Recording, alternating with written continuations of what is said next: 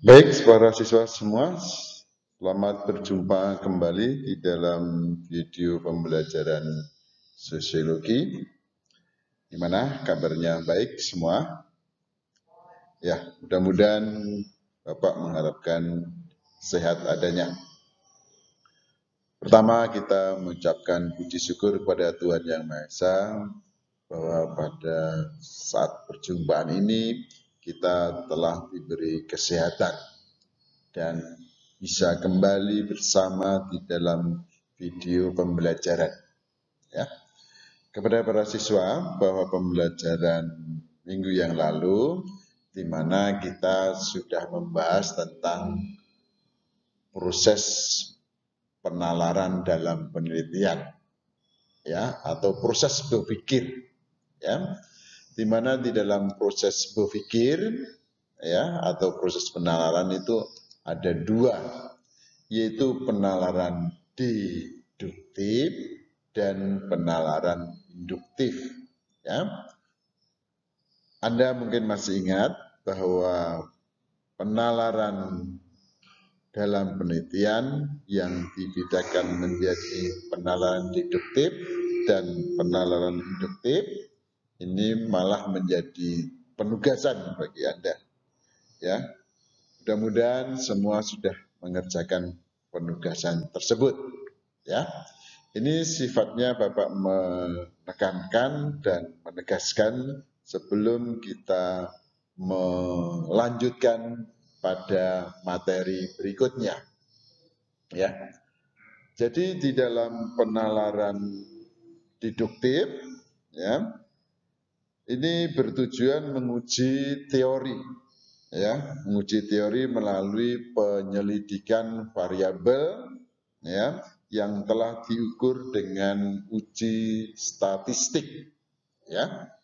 Sementara di dalam penalaran induktif yaitu bertujuan menghubungkan, ya, data-data yang ada di lapangan dari suatu gejala sosial, ya, dengan suatu bentuk pemahaman umum yang terjadi di dalam masyarakat dan yang ada di dalam satu teori, ya. Nah, itu tentang inti dari tujuan dan proses berpikir secara deduktif dan induktif. Saya tegaskan bahwa penalaran deduktif menguji teori melalui penyelidikan variabel yang telah diukur melalui uji statistik, ya. Sedangkan penalaran induktif adalah menjelaskan gejala sosial secara logis berdasarkan data sehingga membentuk suatu teori, ya. Nah, kemudian pada materi berikutnya, ya, yaitu tentang jenis-jenis penelitian, ya. Apa saja yang menjadi materi dalam jenis-jenis penelitian? Pertama, berdasarkan, ya, penelitian berdasarkan pendekatan. Jadi ada pendekatan kuantitatif dan ada juga pendekatan kualitatif, ya. Biasanya pendekatan kuantitatif itu di mana penelitian itu didasarkan pada data-data yang dapat diukur, ya, atau bisa dinyatakan dalam bentuk statistik, dalam bentuk indeks, ya. Kemudian pendekatan penelitian yang kedua yaitu pendekatan penelitian kualitatif. Pendekatan penelitian ini jelas data tidak bisa diukur dengan data angka, dengan statistik atau dengan indeks, ya. Berarti penelitian pendekatan kualitatif ini mendasarkan pada pernyataan-pernyataan yang terkait dengan kualitas dari data itu sendiri, ya, yang tidak bisa diukur dengan data angka. Kemudian jenis penelitian yang kedua berdasarkan manfaat, yaitu penelitian murni, ya, dan yang kedua penelitian terapan. Apa yang dimaksud dengan penelitian murni, ya, dan apa contohnya di dalam penelitian murni? Nah, ini mesti terkait dengan ilmu murni dan ilmu terapan, ya. Misalnya di dalam sebuah ilmu ada ilmu akuntansi, ada ilmu farmasi, ya, kemudian ada ilmu botani dan seterusnya. Kemudian ada ilmu biologi, ada ilmu fisika, ada ilmu kimia dan sebagainya. Nah, mana yang termasuk ilmu murni dan mana yang termasuk ilmu terapan? Anda harus bisa membedakan karena nanti di dalam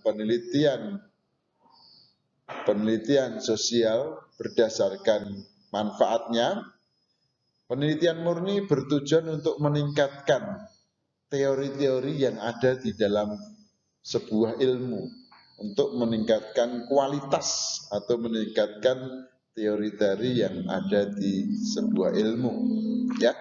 Sedangkan manfaat penelitian terapan adalah, ya, penelitian yang bisa dipakai untuk pemecahan masalah-masalah yang ada di dalam masyarakat. Jadi penelitian itu bisa diterapkan, bisa dimanfaatkan guna memberikan solusi-solusi yang terkait dengan permasalahan yang ada di masyarakat. Ya, baik. Jadi nanti dari yang beberapa contoh ilmu yang Bapak sebut tadi, saya berikan satu hal, misalnya farmasi. Farmasi itu ilmu terapan karena farmasi itu yang terkait dengan bidang obat-obatan yang bisa diterapkan memecahkan masalah-masalah penyakit yang berkembang di masyarakat atau pandemi yang ada di masyarakat. Sementara ilmu murninya adalah ilmu kimia, ya. Akuntansi termasuk ilmu terapan. Ilmu murninya adalah ilmu ekonomi dan masih banyak contoh yang lain. Bisa dari ilmu hukum itu juga ilmu murni, ilmu terapannya bisa Anda cari sendiri, ya. Baik, itu jenis penelitian sosial berdasarkan manfaat, ya, dan sekaligus Anda memahami manfaat ilmu murni untuk apa dan manfaat penelitian terapan untuk apa, dan sekaligus Anda bisa memberikan contoh. Kemudian yang ketiga, penelitian berdasarkan dimensi waktu, ya. Yang pertama adalah penelitian cross sectional research, yang kedua adalah longitudinal research, ya. Cross sectional research adalah penelitian dalam jangka waktu pendek atau dalam jangka waktu tertentu yang menggambarkan satu hasil penelitian dari suatu wilayah. Sementara longitudinal merupakan suatu riset atau penelitian yang dilaksanakan dalam jangka waktu yang lama, yang menggambarkan peristiwa-peristiwa yang ada di dalam suatu masyarakat. Nah, itu dalam dimensi waktu pendek, cross-sectional research, dan dalam jangka waktu yang panjang, longitudinal research. Ya. Kemudian yang jenis penelitian yang terakhir, yaitu penelitian field research, ya, adalah penelitian yang dilaksanakan di lapangan atau di masyarakat itu sendiri. Kemudian yang kedua, libre research adalah riset atau penelitian yang dilaksanakan dengan di perpustakaan atau studi pustaka. Kalau field research yang di masyarakat itu biasanya disebut sebagai penelitian dalam studi kasus. Kemudian yang ketiga, laboratory research atau penelitian yang dilaksanakan di sebuah laboratorium tertentu, biasanya ada di dalam ruangan. Ya, nah inilah 4 jenis penelitian yang kita ketahui beserta tujuan-tujuannya. Ya, kemudian menginjak nih jenis penelitian sebagai materi yang keempat. Kemudian yang kelima yaitu fungsi dan manfaat penelitian. Ya, fungsi penelitian dulu. Ya, yang pertama adalah menjelaskan satu fenomena sosial yang ada di dalam masyarakat. Jadi fenomena sosial yang berkaitan dengan heterogenitas, misalnya terjadinya stratifikasi sosial, diferensiasi sosial, keanekaragaman, multikultural, ya, kebinekaan, itu fenomena sosial yang terkait dengan heterogenitas.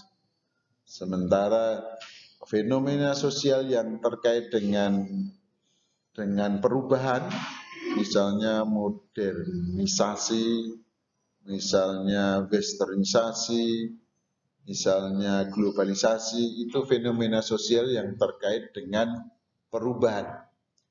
Ada juga fenomena sosial yang terkait dengan pergeseran, ya, bisa pergeseran nilai, bisa pergeseran norma sosial, yaitu misalnya adanya kenakalan remaja, kemudian ada kriminalitas, ada white collar crime, blue collar crime, dan sebagainya.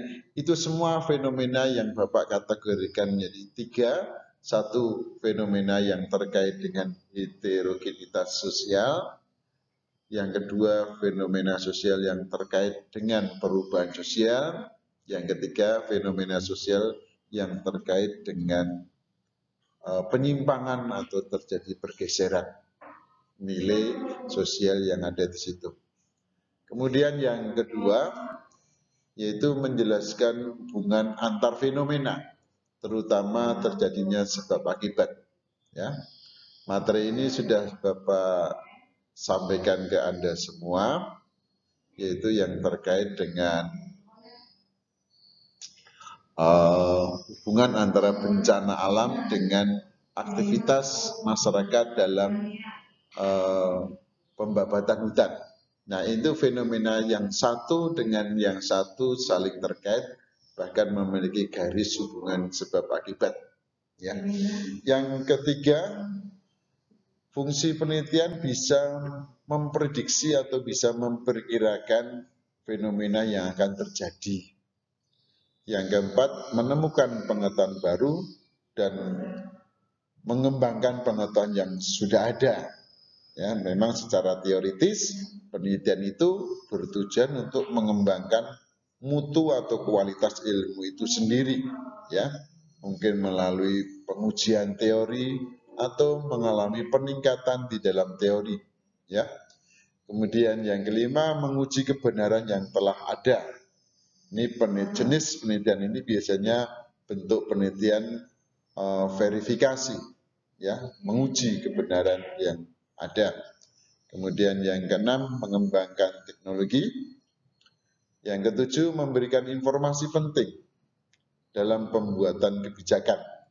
Artinya fungsi dari penelitian itu nanti dipakai oleh stakeholder atau pemangku, ya, pemangku kepentingan, bisa pemerintah daerah, bisa pemerintah pusat, ataupun bisa lembaga sosial tertentu. Hasilnya itu untuk membuat suatu kebijakan, bisa kebijakan ekonomi, bisa kebijakan hukum, ataupun kebijakan sosial lainnya. Yang delapan yaitu memecahkan masalah sosial, sama seperti yang Bapak tadi jelaskan, jenis penelitian berdasarkan terapan. Artinya penelitian itu bertujuan untuk memecahkan permasalahan yang ada di masyarakat. Dan yang ke-9, melakukan validasi terhadap teori lama, ya. Apakah teori lama itu sudah benar atau tidak, ya. Baik, itu tentang fungsi penelitian sosial. Kemudian materi berikutnya tentang manfaat penelitian sosial. Ya, ada 5 manfaat. Penelitian memiliki manfaat sebagai penjajakan sebelum menerapkan atau melakukan atau terjun langsung di dalam satu masalah. Biasanya orang melakukan peneliti sebagai usaha penjajakan dulu. Yang kedua, manfaatnya untuk menjelaskan permasalahan yang ada di dalam objek yang kita teliti atau sering disebut sebagai manfaat deskriptif, ya. Kemudian yang ketiga, explanatory, ya. Manfaatnya untuk menjelaskan hubungan sebab akibat dari suatu penelitian. Dan yang keempat, manfaat penelitian evaluatif, ya. Manfaatnya penelitian itu dilakukan untuk menilai sesuatu hal yang ada di dalam permasalahan terjadi di masyarakat. Dan yang terakhir, kelima, manfaat penelitian bisa memperkirakan, ya, bisa memprediksi suatu permasalahan fenomena sosial yang muncul sebagai rentetan dari suatu fenomena yang lain, ya. Kepada para siswa semua, ya, itu tentang fungsi dan manfaat penelitian, ya. Kemudian materi yang berikutnya, yang terakhir, yaitu tentang rancangan penelitian, ya. Seperti yang Bapak jelaskan di awal, seseorang sebelum terjun di dalam penelitian harus membuat rancangan, ya. Sebelum seseorang terjun ke objek yang diteliti atau melakukan penelitian harus membuat rancangan. Tidak bisa langsung terjun ke penelitian. Sekedar mengingatkan, ya, sekedar mengingatkan pada Anda, pernah Bapak sampaikan ada 3 tahap di dalam proses penelitian. Tahap pertama adalah membuat rancangan penelitian itu sendiri. Tahap yang kedua melaksanakan penelitian itu sendiri. Tahap yang terakhir adalah penyusunan laporan penelitian. Ya.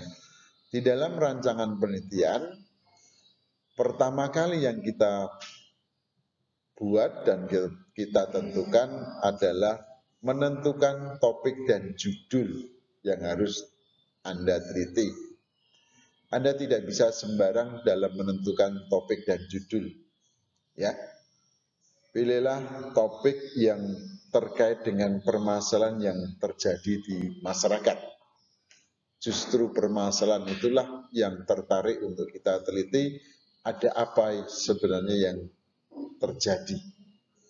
Kemudian yang langkah berikutnya membuat latar belakang, ya.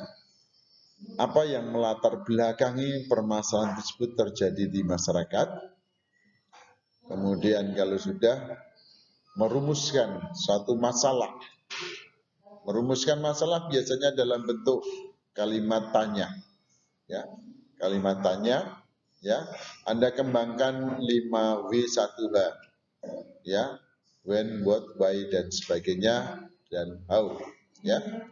Itu kalau memungkinkan sekali, buatlah kalimat yang lugas, yang mudah dipahami, ya. Apalagi pertanyaan yang memuat lebih dari satu variabel. Kemudian yang berikutnya yaitu menentukan tujuan penelitian. Anda melakukan penelitian itu tujuannya apa? Apakah tujuannya untuk memverifikasi teori yang sudah ada, atau untuk menemukan sesuatu, atau tujuannya tertentu yang menurut Anda itu baik, ya. Jadi tujuan itu harus positif, ya. Kemudian yang kelima, Anda menyusun jadwal kapan diadakan satu penelitian, ya. Nah, karena itu studi kasus di masyarakat yang Anda teliti, atau mungkin studi pustaka yang Anda teliti adalah data sekunder yang ada di perpustakaan, ya. Anda harus menyusun jadwal, dan yang terakhir Anda harus menggunakan metode penelitian, cara-cara untuk melakukan penelitian, ya. Jadi ini yang sudah saya sampaikan dalam materi ini. Ada 3 hal yang harus kita garis bawahi. 1, mengenai jenis-jenis penelitian. Yang keempat tadi ya. Yang kelima tadi adalah fungsi dan manfaat penelitian. Dan yang keenam ini sebagai pembahasan yang terakhir, yaitu membuat rancangan penelitian. Masing-masing materi ada, sudah Bapak jelaskan. Tinggal nanti pengembangannya bisa Anda melihat literasi yang lain. Sebelum kita memiliki e-book, bisa Anda kembangkan ke literasi yang mencari literasi yang lain sebagai pembanding dari materi yang Bapak jelaskan, ya. Baik, karena minggu yang lalu itu sudah ada penugasan, maka minggu ini tidak ada penugasan. Saya yakin mudah-mudahan penugasan yang sudah Bapak berikan segera Anda kumpul melalui classroom yang sudah Bapak kirim ke grup masing-masing kelas, ya. Baik, terima kasih atas perhatiannya. Jangan lupa tetap jaga kesehatan, laksanakan protokol kesehatan dengan memakai masker, apalagi kegiatan yang di luar, Anda harus memakai masker, ya. Kemudian sering-sering mencuci tangan, apalagi setiap pergantian aktivitas, ya. Kemudian yang ketiga, menghindari kerumunan ataupun menjaga jarak, ya, supaya tidak terpapar atau menghindari dari virus tersebut, ya. Baik, terima kasih. Sampai berjumpa pada pembelajaran berikutnya.